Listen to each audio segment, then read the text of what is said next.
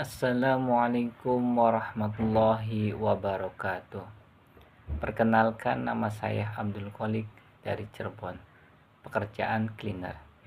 Saya di sini akan menyampaikan materi mata kuliah psikologi kepribadian.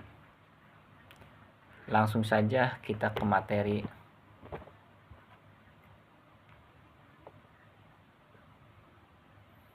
Teori belajar humanistik pengertian.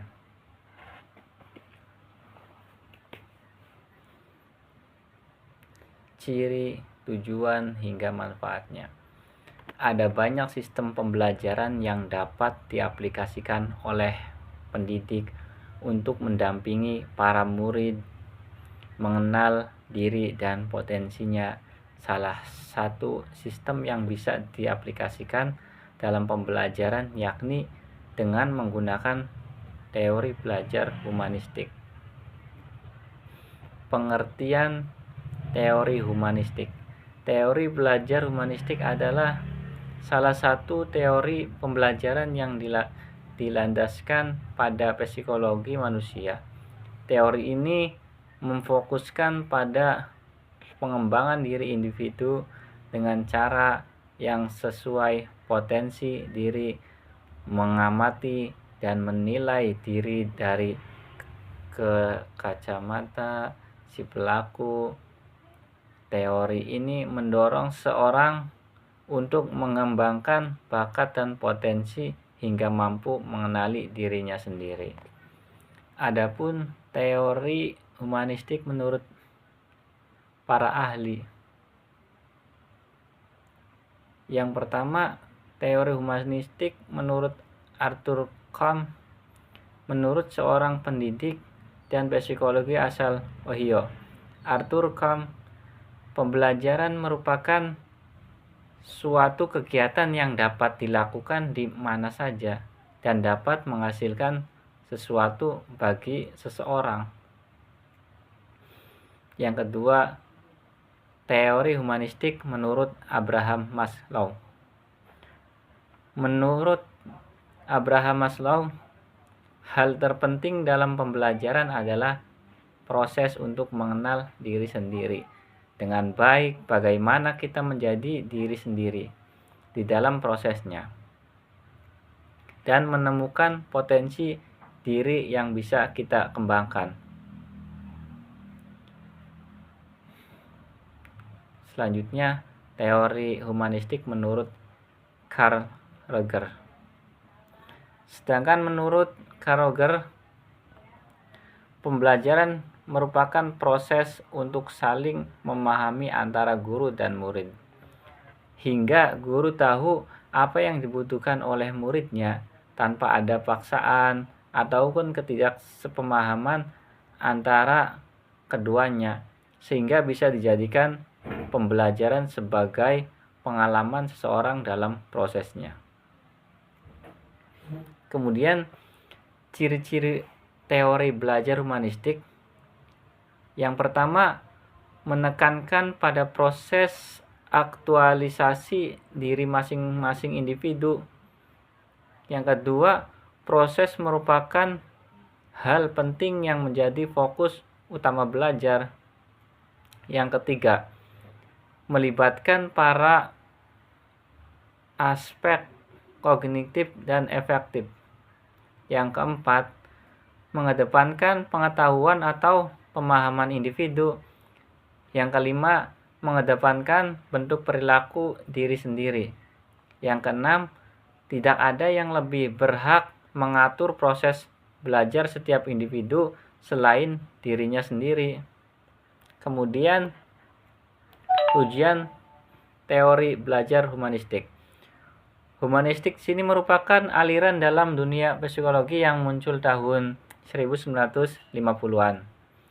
Dengan mengacu pada psikologi seseorang,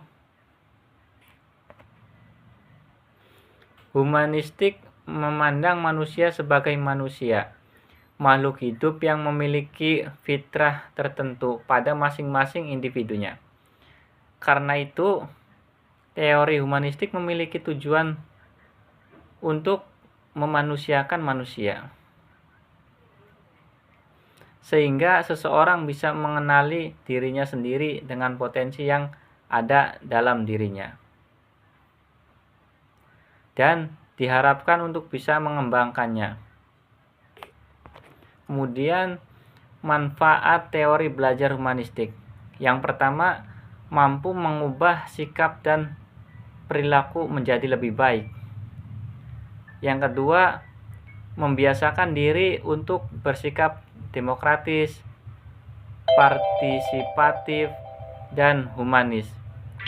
Yang ketiga, menjadikan diri sebagai manusia yang dapat menghargai perbedaan dan kebebasan, menyatakan ide atau gagasan maupun pendapat. Yang keempat, meningkatkan keinginan diri untuk belajar. Kemudian, macam-macam teori belajar humanistik. Ada beberapa macam, yaitu yang pertama, teori belajar Arthur Kamm. Pada teori ini, belajar akan terasa berarti bagi murid. Pada teori ini, belajar akan terasa berarti bagi murid. Yang kemudian, teori belajar Bloom dan Krathwohl. Bloom dan Krathwohl mengemukakan teori belajar yang fokus pada hal-hal yang pasti dapat dikuasai oleh murid dalam proses pembelajaran. Kemudian, menurut teori belajar Carl Rogers. Menurut tokoh psikologi humanistik dari Illinois, Amerika Serikat, Carl Rogers, belajar itu harus melibatkan sisi intelektualitas dan emosional seseorang.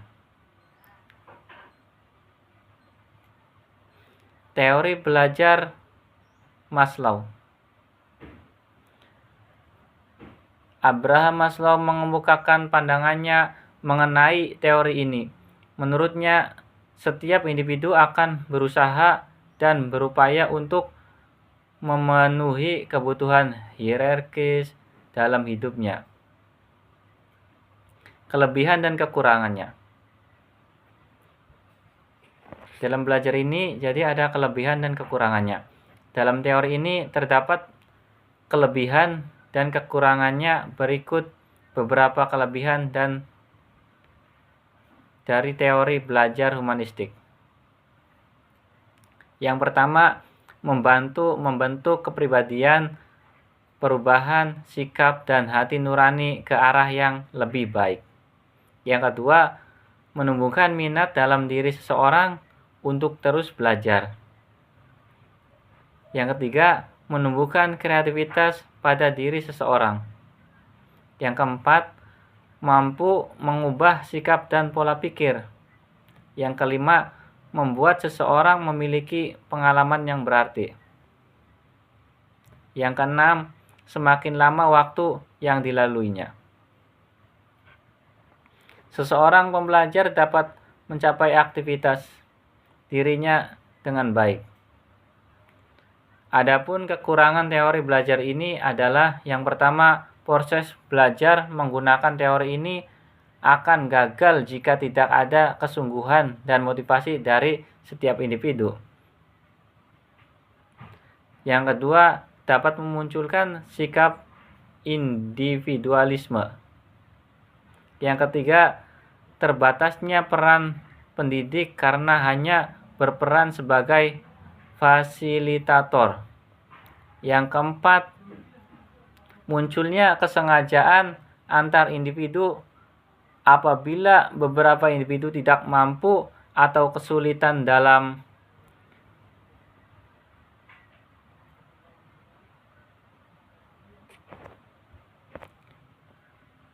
mengenali potensi dirinya. Yang kelima, tidak cocok untuk dijadikan sebagai metode pembelajaran yang praktis.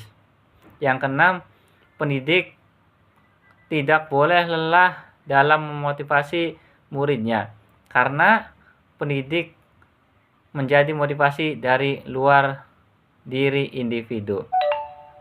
Konsep teori belajar humanistik. Konsep dasar yang wajib dijadikan acuan pada teori belajar humanistik adalah manusia menjadi peran penting dan utama dalam mencapai kesuksesan dirinya dalam prosesnya. Seseorang harus mempunyai motivasi baik dari dirinya sendiri maupun dari luar, serta mengerti cara belajar teori humanistik. Penerapan teori belajar humanistik pada metode pembelajaran. Teori ini dapat diterapkan oleh pendidik maupun baik dalam pendidikan formal maupun non-formal, karena teori ini menggunakan aspek kognitif dan afektif. Maka proses pembelajaran tidak akan membawa perubahan pada perilaku siswa apabila hanya fokus pada aspek kognitif saja. Langkah pembelajaran berikut langkah-langkah pembelajarannya. Yang pertama, pendidik harus menentukan terlebih dahulu tujuan pembelajarannya. Yang kedua, pendidik merumuskan materi pembelajaran sesuai dengan tujuan yang telah ditentukan. Yang ketiga, pendidik harus mengidentifikasi kemampuan murid. Yang keempat, pendidik melakukan analisis topik untuk mengidentifikasi kemungkinan keikutsertaan peserta didik pada pembelajaran tersebut. Yang kelima, pendidik membuat rencana fasilitas belajar. Yang keenam, pendidik memberikan bimbingan agar peserta didik dapat belajar secara aktif. Yang ketujuh, pendidik mendorong peserta didik untuk memahami makna dari pengalaman dalam proses belajar. Yang kedelapan, pendidik memberikan bimbingan mengenai konspektualisasi pengalaman yang diperoleh dari hasil pembelajaran. Yang kesembilan, pendidik memberikan bimbingan pada peserta didik untuk menerapkan dalam kehidupan sehari-harinya. Yang kesepuluh, pendidik melakukan evaluasi kegiatan pembelajaran. Kemudian, aplikasi dalam pembelajaran. Hal yang harus diketahui adalah dalam teori belajar humanistik, pendidikan hanya berperan sebagai fasilitator. Berikut ini contoh pengaplikasian teori belajar humanistik. Yang pertama, memperhatikan dan memberikan motivasi belajar pada peserta didik. Yang kedua, memberikan penjelasan kembali apabila ada peserta didik yang belum paham.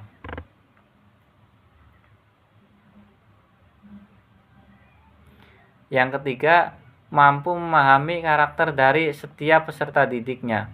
Yang keempat, menyediakan fasilitas dan sumber belajar baik buku, media, visual, maupun audio. Yang kelima, tetap menjalin komunikasi yang baik dengan peserta didik, supaya kondisi pembelajaran tetap terkontrol. Yang keenam, memberikan dorongan untuk peserta didik agar lebih peka dan kreatif. Yang ketujuh, memastikan suasana belajar tetap kondusif.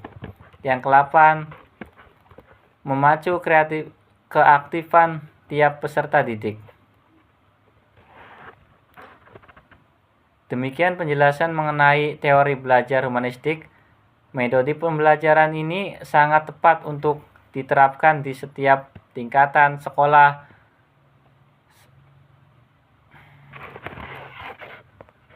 Cukup sekian, kurang lebihnya mohon maaf. Wassalamualaikum warahmatullahi wabarakatuh.